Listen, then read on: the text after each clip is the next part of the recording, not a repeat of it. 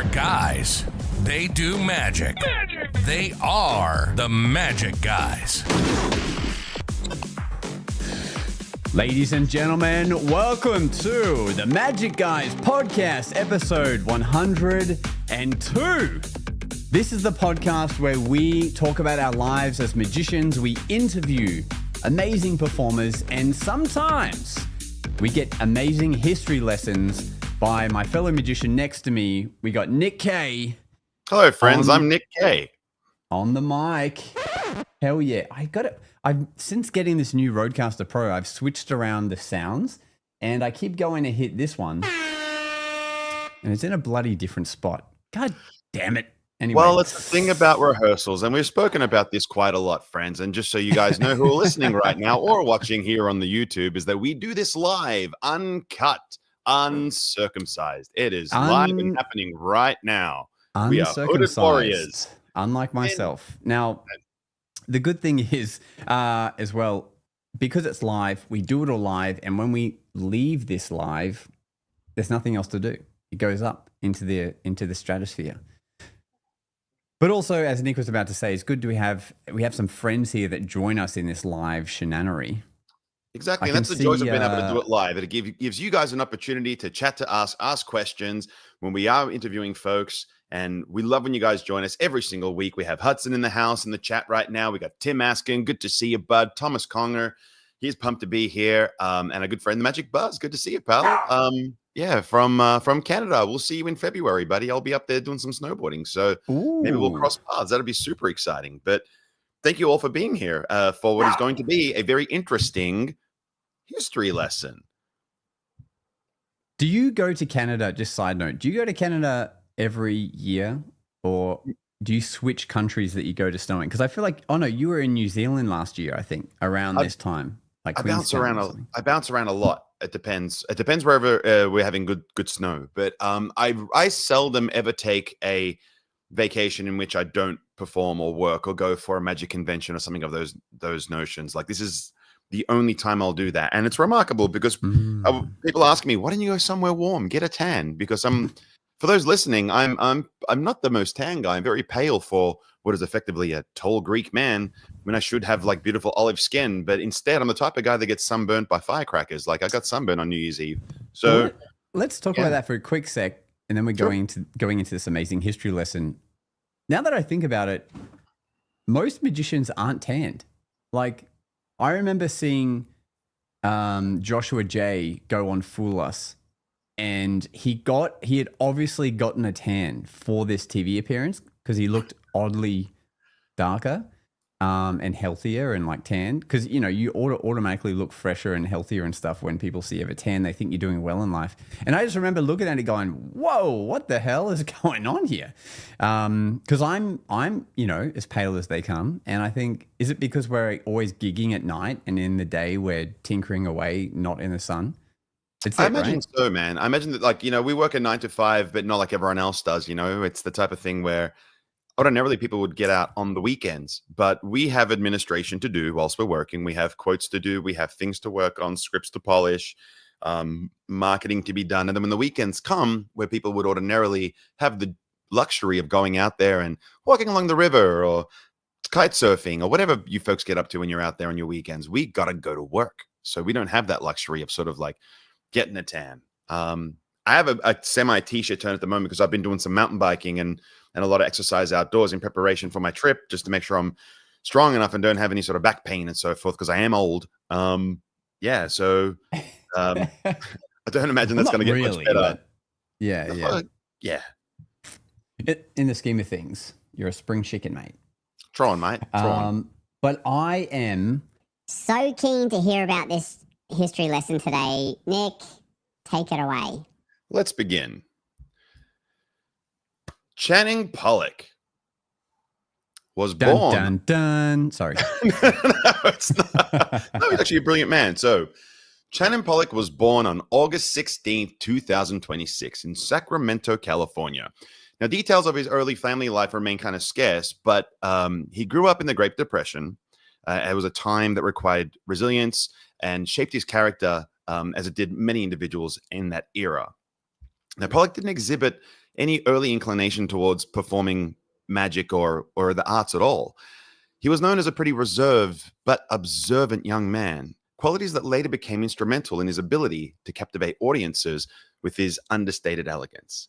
In his early 20s, Pollock's life took a transformative turn when he discovered Professor Hoffman's Modern Magic. This book, first published in 1876, is considered in the history of magic like one of the most important books of magic, and it offers detailed instructions of sleight of hand, stage illusions, and the foundational principles for performing magic. Pollock became deeply inspired by the knowledge and the artistry laid out in the book, and it sparked a desire to pursue magic, not just a pastime, but as a very serious craft. Now, determined to master the art, Pollock enrolled at the Chavez School of Magic in Los Angeles. And I was very curious about this. So if you guys have questions about this School of Magic, it's kind of the first time I've stumbled upon it in my history lessons. If you would like a lesson on that or a history lesson for me to dive into that, let me know, because I'm very curious to see what this Chavez School of Magic is about. And for those of you that don't know what it is, it's one of the most prestigious institutions for aspiring magicians. The school emphasizes precision, elegance, and theatrical elements for performance. Now, under the guidance of the school's founder, Ben Chavez, Pollock honed his technical skills and developed the graceful stage presence that would then become his signature. So Chavez's rigorous training program taught Pollock not just how to perform tricks, but how to transform magic into a compelling performance art. His dedication and disciplined approach stood out amongst his peers, earning him the respect as a magician with exceptional focus and potential. Imagine we had a school for magic in every state. There is one in Melbourne called the Magic School of Confidence, run by Anthony DeMasi. We should probably get him on the show at some time. And it's really good for the youth pressing on, but I think it's equally as important for all of us. And I think that anyone who has an ego that you can't sit in a room amongst your peers and learn something, man, that's not a healthy way to be. Don't you think, Josh? Yeah, I think that I don't know why we haven't had him on yet.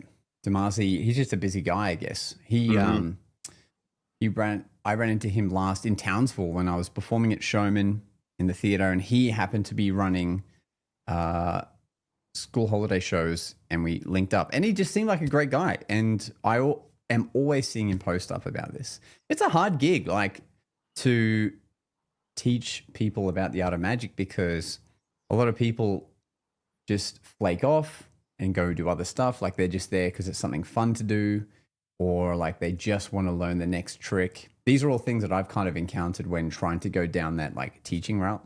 Mm-hmm. And it's an honorable thing that he's doing. But yeah, and I think it'll lead to mentorships. I think it would be so great if like he approached every pro in town, like every full-time guy, and was like, will you take on one student for a month, 2 months, 3 months, and just let them reach out to you if they need it, and to show you stuff, and you give them drills, and so that at least that way we've got this next generation of people who can say, I was mentored by Tim Ellis, Nick Kay, Liam Jumpers, and all the other greats that are in town, indigenous to the location. I think that would be so cool for everyone to be able to learn something from each of us. That could be a good idea.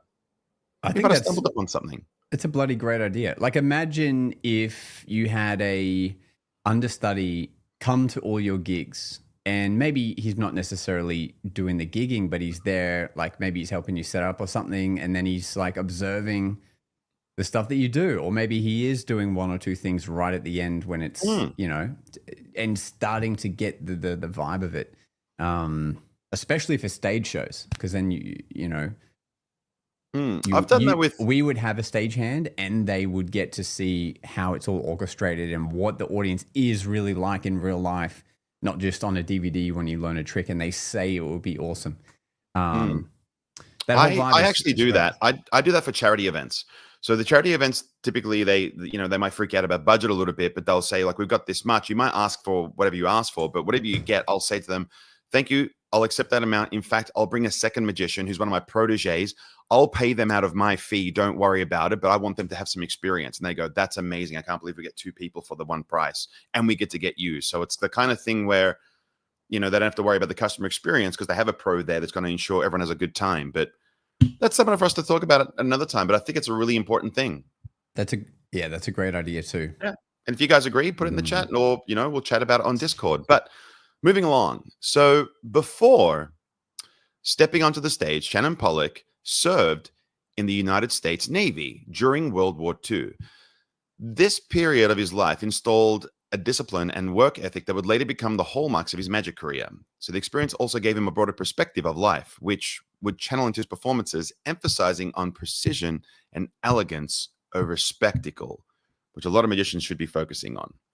After serving in the US Navy during World War II, Channing married his childhood sweetheart, Naomi Phelps, who was a daughter of a preacher. Naomi soon became his partner on stage until their divorce in 1959. That marriage produced one son, which I didn't really find too much on, and what I did find wasn't overly exciting. So moving on to his second marriage. His second marriage was to Josephine Bolton, who he called Josie. She was from England, and they got married on January 13th, 1960.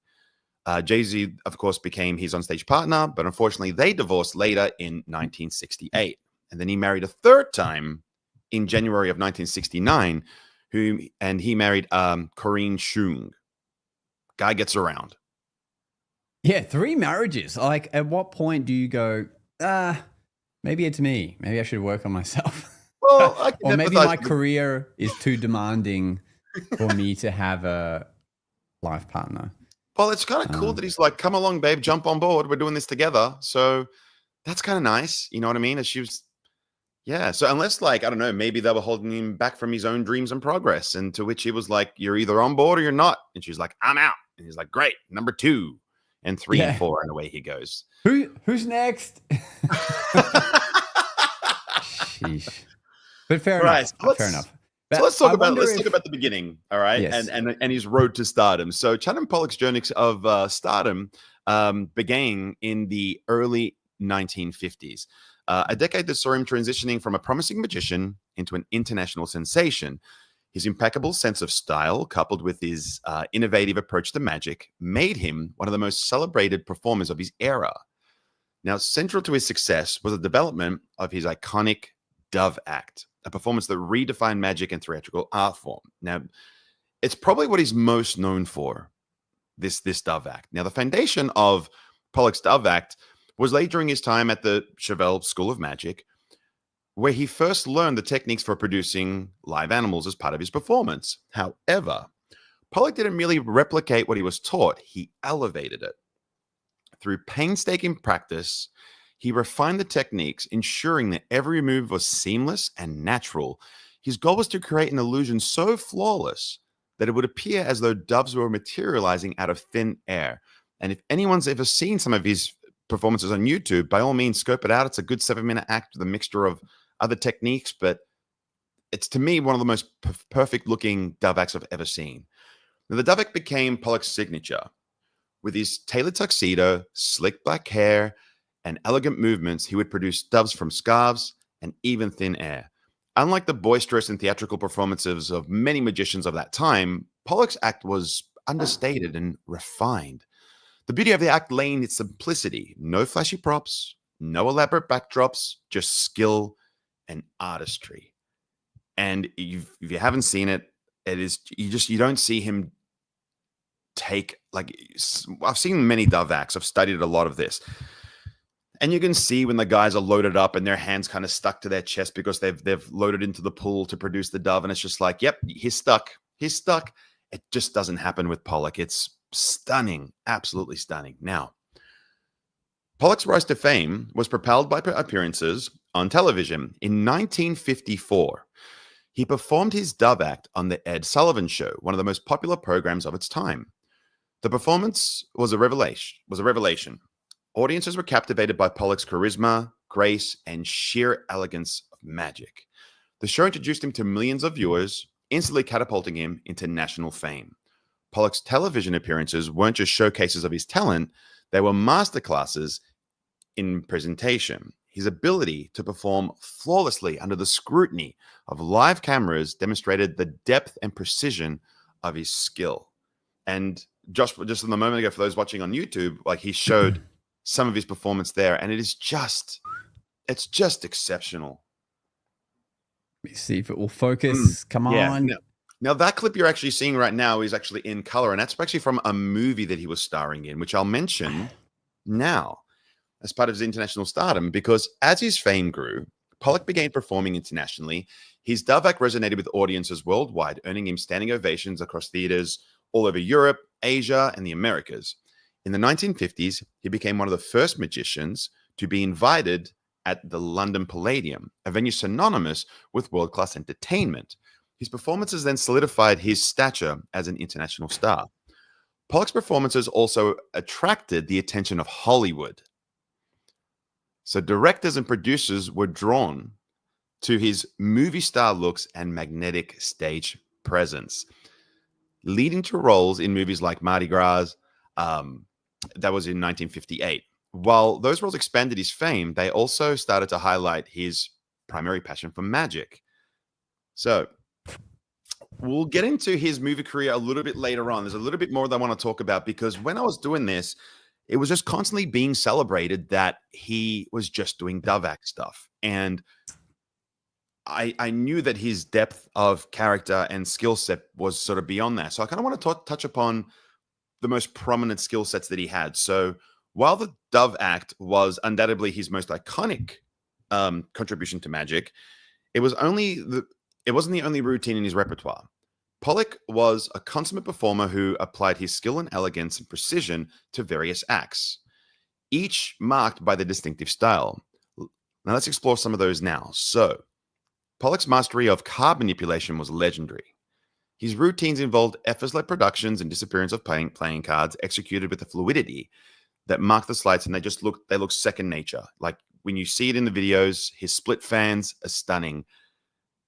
I was genuinely fooled by the ditches and him getting extra stacks of cards when I saw it in his performance. In one particular famous sequence, he would actually produce an endless stream of cards from thin air, tossing them gracefully into a top hat or onto a table. The beauty of his card manipulation routine lay in their simplicity. Unlike other magicians who use complex props or distractions, Pollock performed with this minimalistic elegance. His routines were silent, relying solely on his skill and stage presence to captivate the audiences. These acts, often served as the perfect complement to his Dove act productions, creating a seamless blend. Let me say that again. Creating a seamless blend of magic that showcased his technical brilliance. When you watch him back palm and show the front and back of a stock of cards, it's so perfect. And he flashes nothing. There's no white gloves. It's just the most perfect technique, man. And for someone who dabbles in most every facet of magic, should I ever need it, it's beautiful. And his hands are gorgeous. So, you know, when you see a magician with hands, you're like, damn, those hands are gorgeous, like for magic. You know what I mean? Like Tommy Wonder had beautiful hands as well for magic, you know? His whole body looked gorgeous. Like when you look at the dude, like in that clip I was trying to play that wouldn't let me, his like full head of hair, slicked back, like looks tan, looks like he's in shape in a fitted suit, looks a bit like a Greek god kind of vibe. And you're just like, magicians don't look like that anymore. No, we're totally getting gay for Pollock. This is great.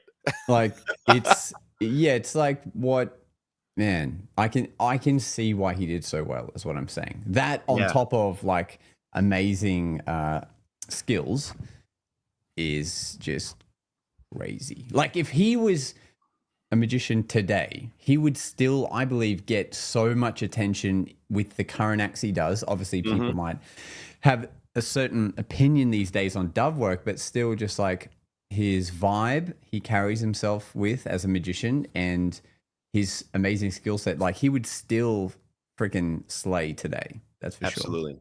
Yeah. Now, as well as the carbonip, Pollock also performed routines involving silk handkerchiefs. A classic staple of stage magic for sure.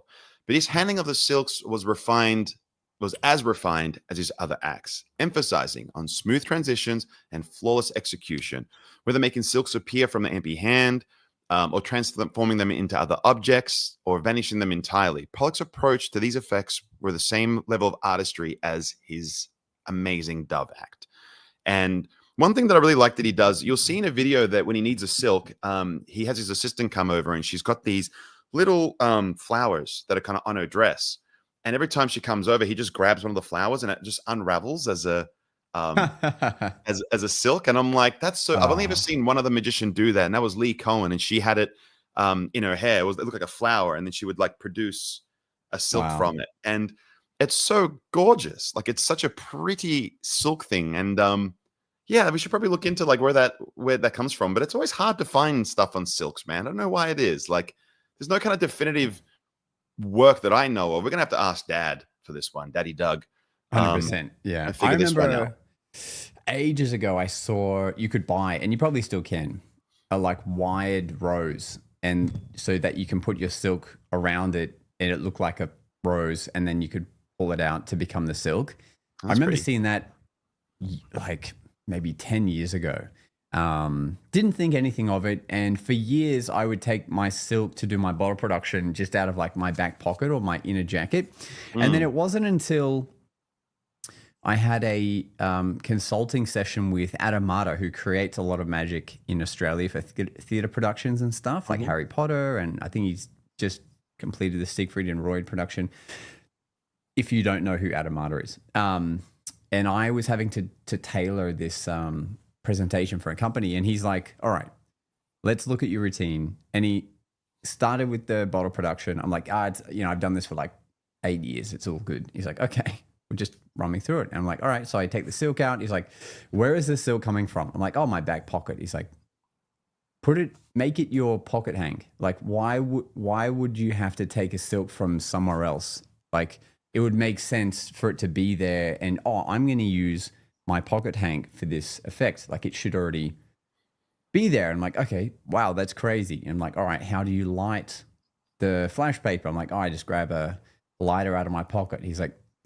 no, you should have your lighter on a pull, so that all you have to do is just relax your hand, and you're basically coming in contact with the lighter. So now you don't have to do that extra hand in pocket, come back out thing.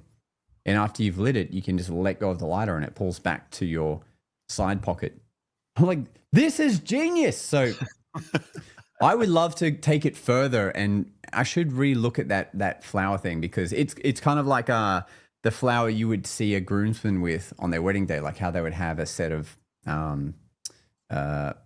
flowers, I guess, on top of their jacket, like a little bit higher than their pocket hang. There is a word for that. I want to say cravat, but I don't think that's the word, because the cravat is like the fabric thing. But there is a kind of Someone in this chat will know, and thank you, chat. We'll bring it up. And last thing, the lighter pull that I'm referring to, it's a common thing you can actually buy from smoke shops, because people will put them on their belt and stuff like that.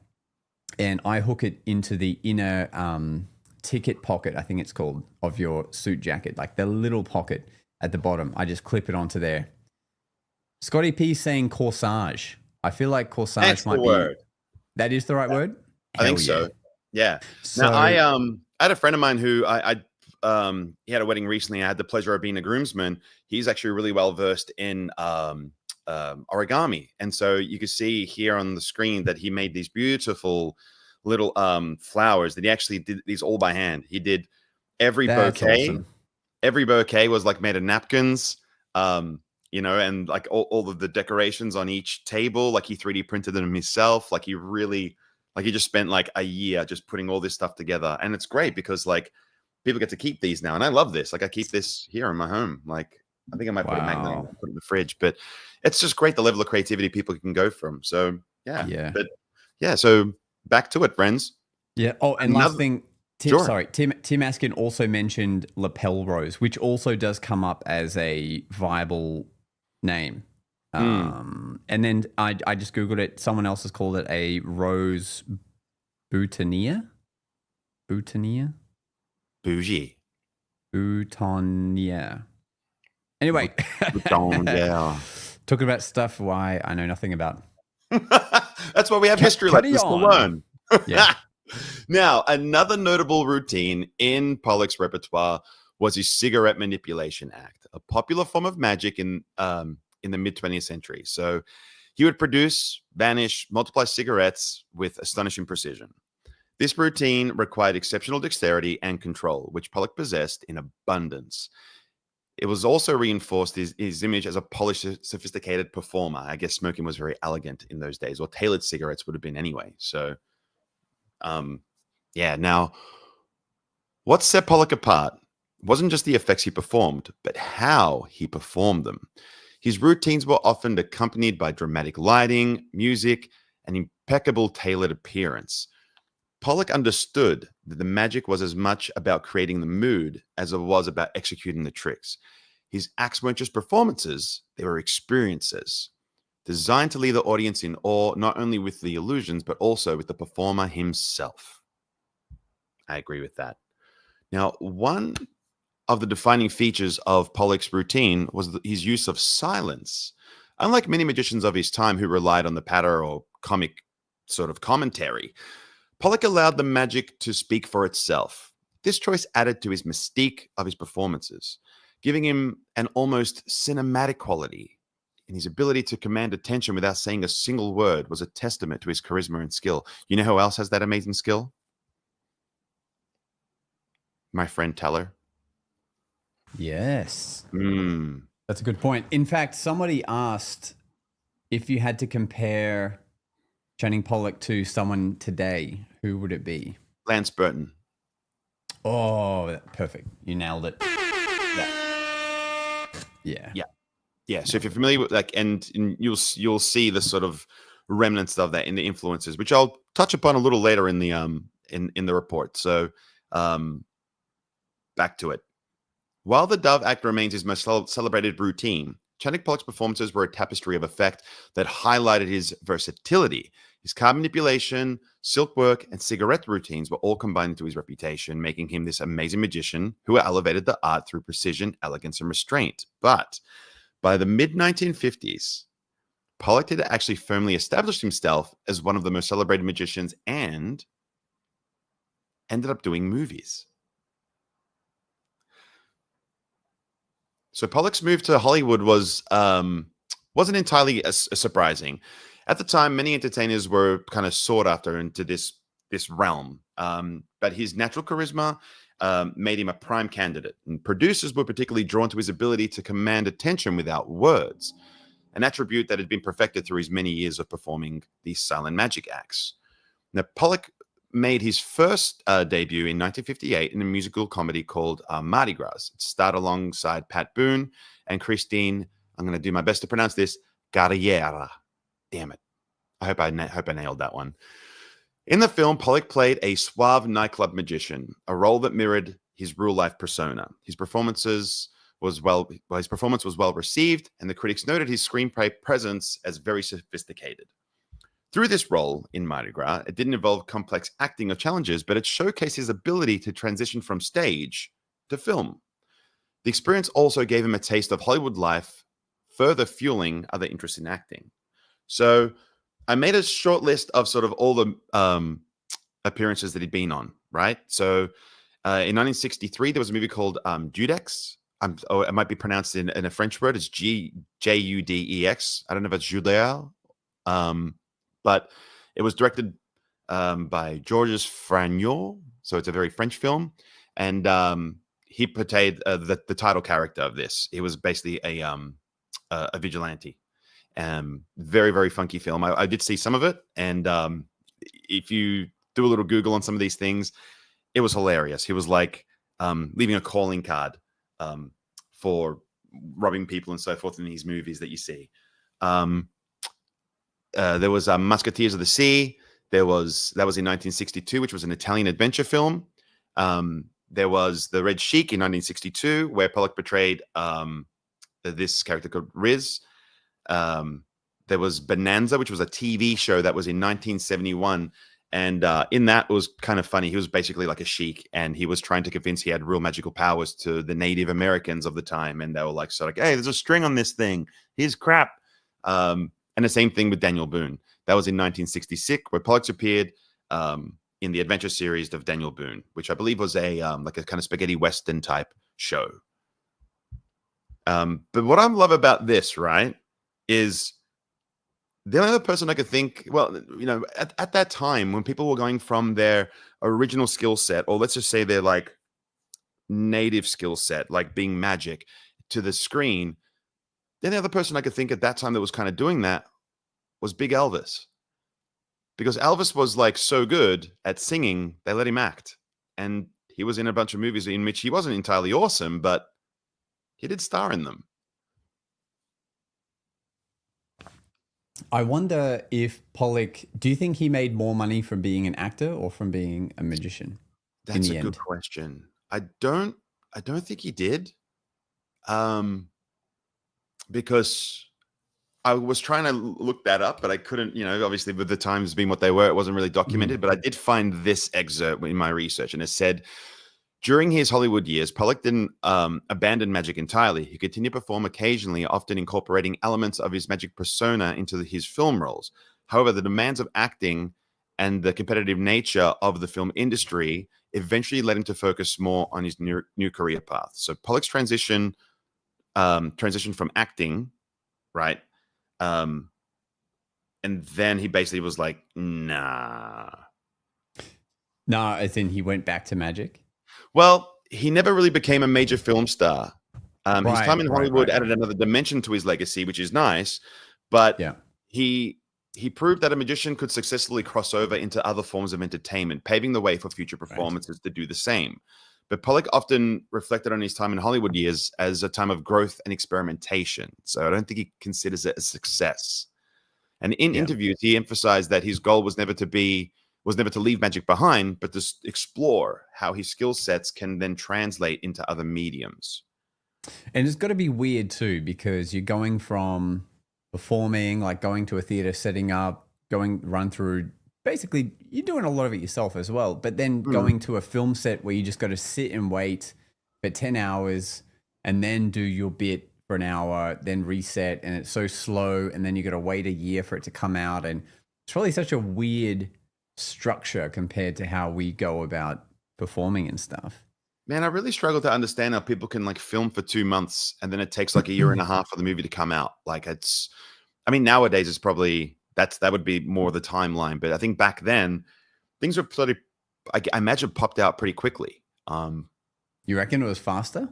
I don't think they had to polish every single frame like they need to. Like I know that even now, like special effects are constantly applied to like get rid of a wrinkle, an eyelash. Like it's, Well, I mean, even just to be able to distribute the movie to everywhere in America, like to copy it onto whatever 200. I don't know how many cinemas there were back then, but let's say you got to copy hundreds of the film tape, get it to all the cinemas, get it, orchestrate the release date. They got to probably do a press tour on horseback to like make it popular for people to want to see it. It would be interesting to see how they used to promote films back then, but it'd still take a while. But yeah, it's not like they're making Avatar where it's going to take 3 years to edit every frame. Film and make. And yeah, and that's the thing when you're doing things with the level of CGI that we do things now, I guess it is going to take time, but it's sort of going to be crazy what AI is doing right now. I'm getting so inundated with the amount of stupid AI based, there's aliens. It's like, don't do that. Show the real stuff because you're muddying the waters. A friend sent me a clip of an America's Got Talent clip, and the woman is producing snakes out of nowhere. And then she turns into one at the end, and he's like, how the hell is this being done? And I'm like, well, there's a big AI sticker at the bottom of that video. Like, it is fake. And it's like, oh, right, gotcha. Yeah. Same thing happened with me. A client did that. A client sent it to me. It was like, I think it was like a bear and a chick, and they transformed, and it was like, this girl's gorgeous. How did she do that? And I was like, pretty, because what they do is they splice it with images from America's Got Talent, and there's the judges reacting. And it's like, wow, look at this gorgeous act turning into a bear, or turning into an owl. It's like, it's so funny. Like, because Jack Rhodes, our friend of the podcast, his YouTube channel event originally blew up because he would edit himself into Australia's Got Talent clips. But he would do it as a parody where he would go on and just do like this, and then the judges would freak out. And I love that. But you could 100%, if you're good at editing, edit yourself into America's Got Talent, whatever. And if you do it well enough and bounce back to what the judges are saying and stuff, no one's going to question it, because like there's so many clips out there of Got Talent clips. You can't actually look up like who was or wasn't on, or what season. Like a client isn't going to know. Like, I'm not saying you should do this, because you shouldn't. Yeah. But if you have the skills, like you could probably edit yourself in to show that you've freaking won Belgium's Got Talent, and clients wouldn't know. Isn't that so bizarre, the world we live in? You could say. It is bizarre. I was in Fast and Furious 9. You're just standing on the sidewalk. You just superimpose yourself as the car drives by. Yeah. Man, the world is bizarre. So, okay, Channing Pollock. Beyond the spotlight, by the mid-1960s, Channing Pollock began to step away from the limelight. After achieving global fame as both a magician and an actor, he decided to leave the stage and screen to focus on a quieter, more introspective life. His decision reflected a shift in priorities as he transitioned from a high-profile world of entertainment to pursuits that were more deeply personal and more meaningful to him. Pollock officially retired from professional magic in the early 1960s, having set a new standard for elegance and sophistication in magic. He felt he had accomplished everything he set out to do. Similarly, his acting career, while successful, was never his primary passion, and he gradually distanced himself from the film industry as well. Pollock's retirement wasn't prompted by disillusionment, but rather by a desire to have a simpler life. He had always valued the art of magic more than the fame it brought, and stepping away from it allowed him to reconnect with the aspects of his life that he held dear. That'd be a nice feeling. I can't imagine not doing it, dude. Doing magic. I don't think we ever stop. Like, how can we? It's just... Also, I think on a side note, when you get older, like it's probably important to keep doing magic because it keeps your brain firing and thinking and staying sharp, You think?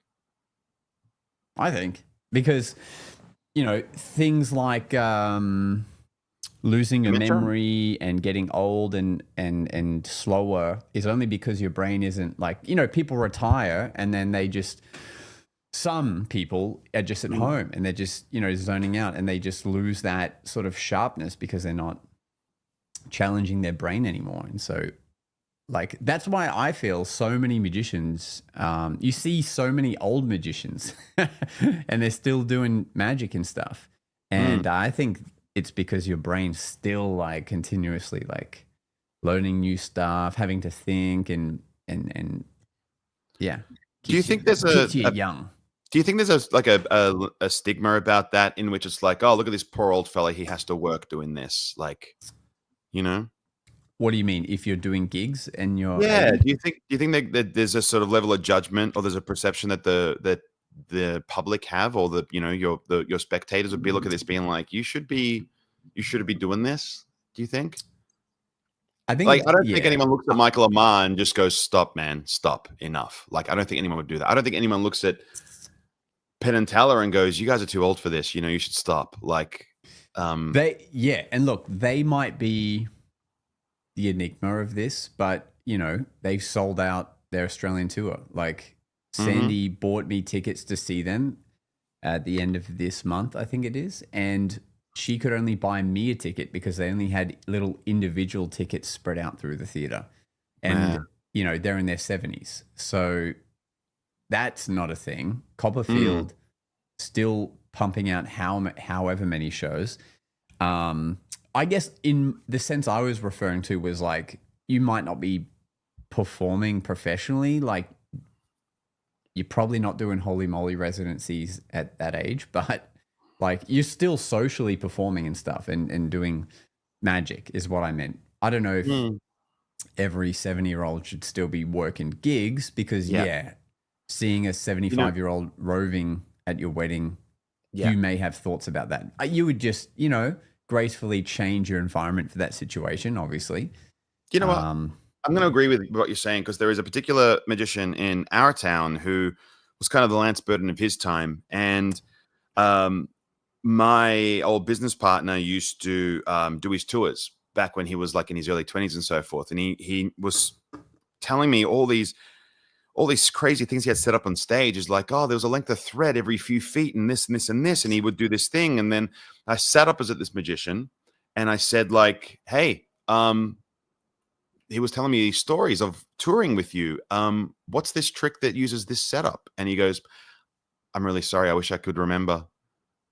He goes, but well, they just getting the best of me. And I was like, that's kind of upsetting. You know what I mean? Like, how many beautiful secrets are gonna leave with him? You know.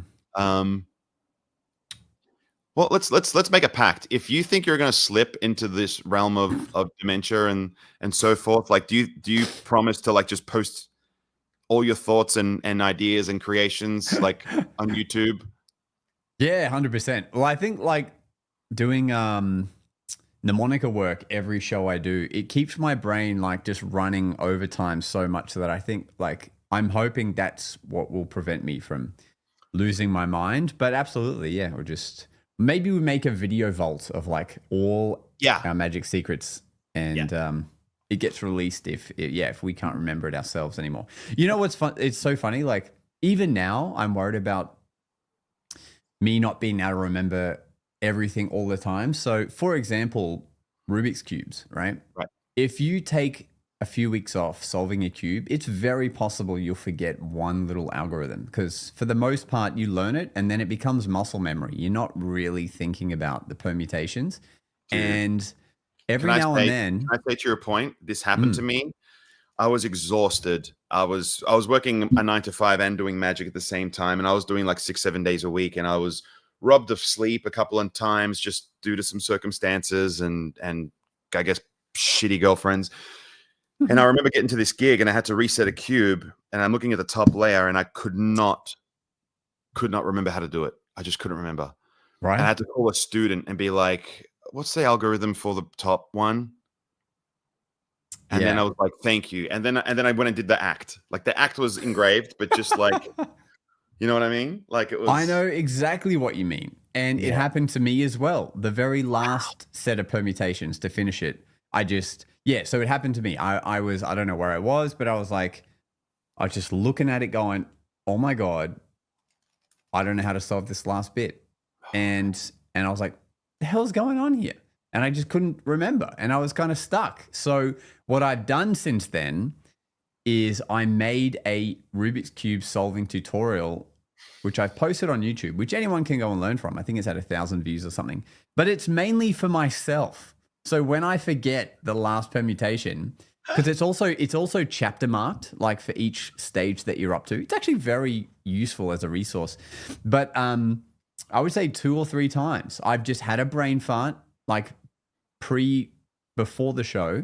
I've gone, oh my God, I just for some reason forgotten that algorithm again. And I just watch myself and I teach myself how to do it again. I'm like, oh yeah, of course. So it's not a bad idea to have a video vault of your secrets for when you do forget, or you've gone such a tangent on other magic that you've forgotten about this little thing. There's probably stuff we already have forgotten that we used to do ages ago or something. But yeah, cube magic is a fickle thing. And so having a cheat sheet on you or a video where you teach yourself, has already become super helpful to me. Yeah, I have a list of my effects in a spreadsheet, and they're sort of set up by the time it takes to perform them, whether they're stage, close up, blur appropriate, if they can be done in the surround and so forth. So if ever I'm sort of like, okay, I got to do an act for a corporate coming up, and this is the staging setup, like I got a reference point, and I hadn't updated it in a very long time. And I went back and I saw all these effects that I had been creating over time, and I was like, oh my God, I can't remember how to do my Carta Any Color. I have a Carta Any Color gimmick thing that I made. Yeah, it's really, really rad. And I was just like, I grabbed the gaff out and I was like, how the do I do this? Because it's memory based. So difficult. So difficult. And I've shared it with people, and then I was like, okay, done. And then I moved on with my life. And it's like, I'm going to have to archive things better. But speaking of archiving, let's get back to our history lesson, shall we? After leaving the entertainment world, Pollock moved to, I'm going to do my best to pronounce this, San Luis Obispo. That's Obispo, Obispo, in California, where he embarked on a quieter lifestyle. He purchased a ranch and dedicated himself to working the land. Pollock's love for nature became a defining feature for his later years, and he reportedly found immense joy in tending to his animals and living in harmony with the natural world. This phase of his life was a stark contrast to the glamour of his years in magic and in Hollywood, but it brought him a sense of peace and fulfillment. Pollock rarely gave interviews during this time, choosing to instead just enjoy his downtime and let his past work speak for itself. What a thug move. Pollock's personal life also went significant changes during this period. His first marriage, which ended in divorce, and then in 1959, when he married Joan Broadshaw, actress and producer, their relationship. He actually remarried again after Corinne. So 4. All wives. Damn. Yeah. His first marriage ended in divorce, but to her. Then he married someone called Joan Bradshaw. She was a Hollywood actress and producer. I looked her up. She's gorgeous. Their relationship reflected Pollock's evolving priorities, and as the two shared a love for a quieter existence, they tend to be a much better match. And Pollock and Shaw spent their later years together in the ranch, creating a life that was far removed from the spotlight as possible. Their marriage was marked as a mutual support and a shared appreciation for the simpler joys in life. Now, though Pollock retired from performing, he remained a deeply respected figure in the magic community. He occasionally attended magic conventions and events where he was a celebrated trailblazer who elevated magic to this art form. Pollock never sought to capitalize on his legacy, instead offering quiet mentorship and inspiration to those who admire him. Pollock often spoke of magic as more than entertainment. It was, to him, an expression of beauty and artistry. He believed the greatest magic wasn't in the tricks themselves, but in the feelings they invoked in the audience. This philosophy shaped not only his career, but also his life after the spotlight. Channing Pollock, renowned for his elegance and innovation in magic, inspired many in the magic community. While he didn't formally mentor specific individuals, his influence is evident in the works of many prominent magicians, notably Lance Burton, as I mentioned earlier, a celebrated magician known for his Dove Act, and his acknowledgement to Pollock is like immense. He says it quite a lot, and he thanks him a lot for the stuff in his career. And Burton's performance reflects that sophistication and that style that was, I guess, sort of started, that projected by Pollock. So that makes sense why you brought him up, because he actually was influenced by him. So that makes sense that he's like the guy you would say he's most like in today's day and age. Yeah. Now, similarly, I'm going to have a drink of water. God damn it. Similarly. Red leather, yellow leather. Similarly, David Copperfield, one of the, you might have heard of him. We call him Uncle Dave. No. One of the most famous illusionists globally has cited Pollock as an inspiration. Copperfield's emphasis on the theatrical and seamless execution of his illusions mirrors the standards that Pollock set during his career. Now, for those interested in learning more about Pollock's life and contribution, there is a biography called Channing Pollock, Master of Magic by Michael Pascoe, and offers a more in-depth exploration into these sorts of things. I just wanted to touch upon it for the sake of the pod. But the book dives into his early inspiration, his rigorous training, and the legacy he left behind, providing readers with a more detailed understanding of the man than what we sort of covered in this. So if you want to find out more, by all means, scope out Channing Pollock, Master of Magic by Michael Pascoe. In later years, Pollock enjoyed the peaceful life in the ranch in California near Moss Beach, surrounded by nature and his loved ones. While he no longer performed, his contributions to magic and his influence on the future generations of magicians was ensured to carry his legacy. And Channing Pollock, on March 8th, 2006, at the ripe old age of 76, passed away. His death marked the end of an era, but his impact on magic and entertainment continues to be felt.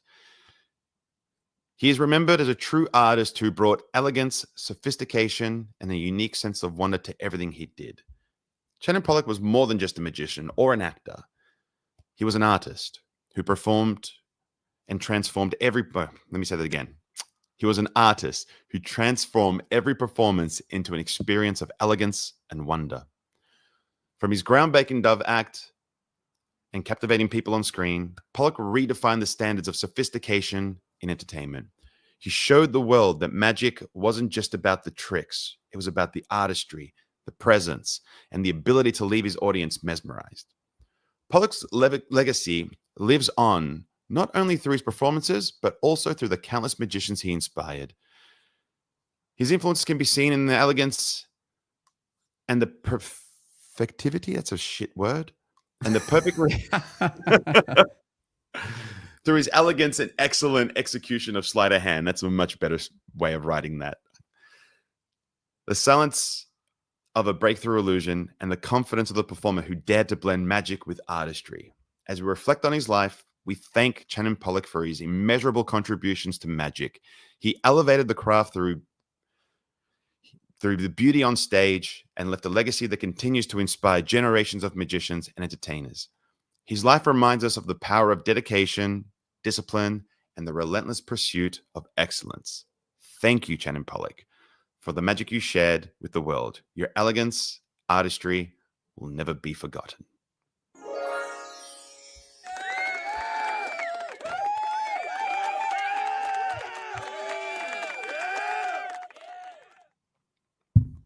So the moral of that story is be really good. Yeah, be so good that people can't ignore you. Yeah. You know, I really got to agree with, like, when you give people that experience, and it's so many times where you create an environment, especially when you do it in the realms that I perform in. My environment's obviously very noisy in these roving setups or anything like that, and you want to give them that perfect moment, and then it just takes the waiter to come by and put a drink on the table to ruin everything. You know what I mean? Like it's one of those things that isn't really talked about. But the thing is, the dichotomy I find is that if you try to control the environment and can't, it gets so difficult. And more importantly, if you like rely on it and without the perfect environment, you don't have the effect. It's so difficult. Because it's those people who are like, no, the environment has to be perfect. The stage has to be higher. The room has to be darker. I need more lights here. It's like, well, I don't know, man. Like, I have thoughts on it too. It does matter. Like, yeah, the environment, the framing, everything that happens, their experience before they've sat down to watch the show, it all matters.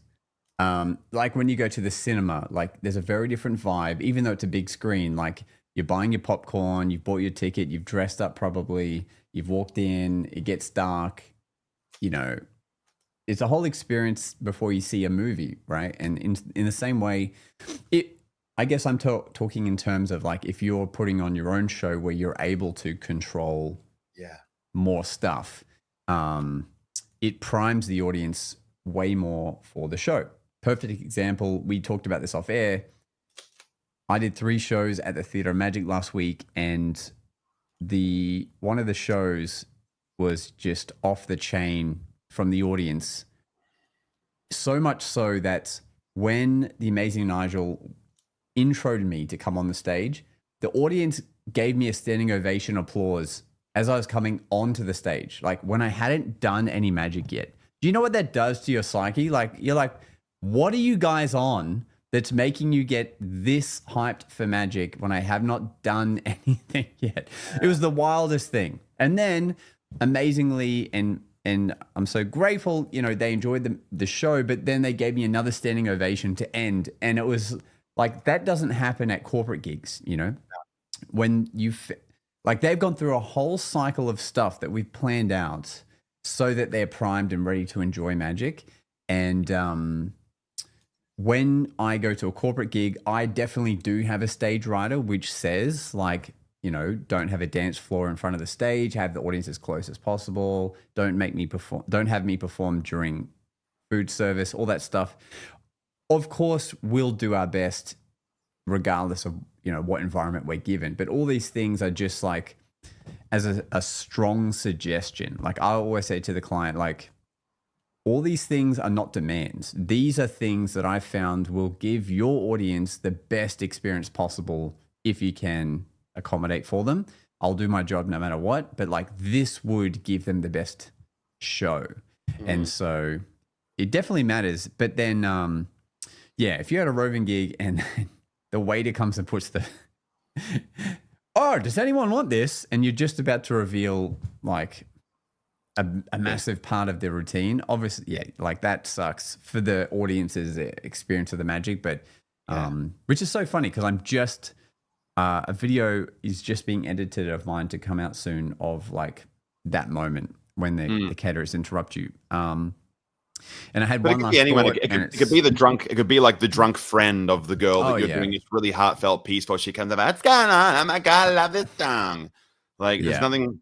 I'll tell you what, you could be mid-routine, and then if they play Taylor Swift and everyone starts singing, just take your shit and leave, honestly. Like, it's just... Yeah.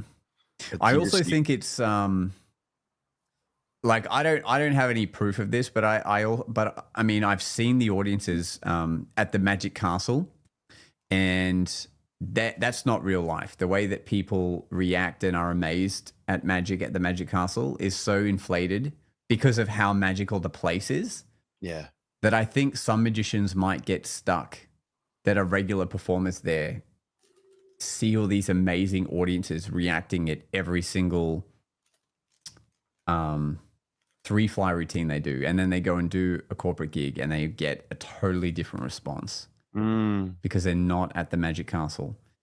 I reckon it would mess with some people's heads. Like the fact that they can do an any card at any number at the castle and just people lose their minds, and then they do it in the real world and people are like, why is this trick taking so long? Like, you know, framing is everything. Yeah. Well, that's the thing, man. When you can create that sort of environment that really can encompass everything and bring it all into one realm and bring that focus, like it's such a cool moment, you know? Yeah. But it's also a challenge, you know? 100%. You know, great example. I've seen the clip of you doing coins across at gigs, right, on your Instagram. Magic looks great. People react. But then I've seen you, and obviously we put a clip out of it, but I've watched you do it at the Theatre of Magic, and the whole audience like lost their mind for like quite a while.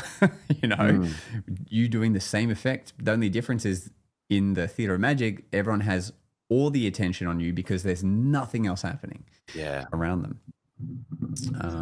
Yeah. And that's the thing, right? That's one of the things, like if you are cutting your teeth in an environment where you got to demand attention and hold attention versus when you step into a realm like the Theatre of Magic and the attention's already there, man, it really slays. But I think that if you were used to having attention like handed to you, so to speak, and then you were pushed into an environment where you have to demand it almost.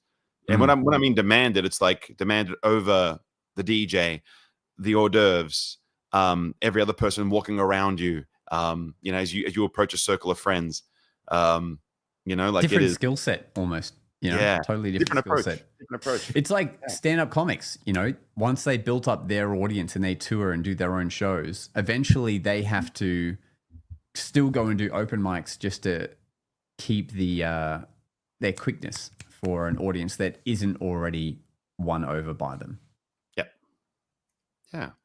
And the light just went off, which tells me we're almost at the end of an episode. I think I just didn't turn the power onto it. That's fine. No, that's our 1 minute call before we have to wrap up. But friends, thank you for joining us on this cool little history lesson. I'm not really taking direction on these but if you guys do want to learn from a little someone, give us a heads up. Don't be shy.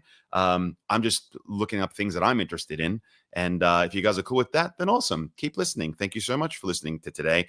Next week, we have a really awesome guest lined up. Should all the stars aligned, it's been a rescheduled thing. I don't know if we want it to be a surprise or not, Mr. Nabito. I don't know. It'll be a surprise. You don't want to miss it, okay? You don't want to miss it. Like the amount of chatter after the next week's episode will leave a ring in your ears. Does that work? We'll see you then. Thanks for listening. It's time for us to disappear now. But we'll see you again on the next episode of The Magic Guys.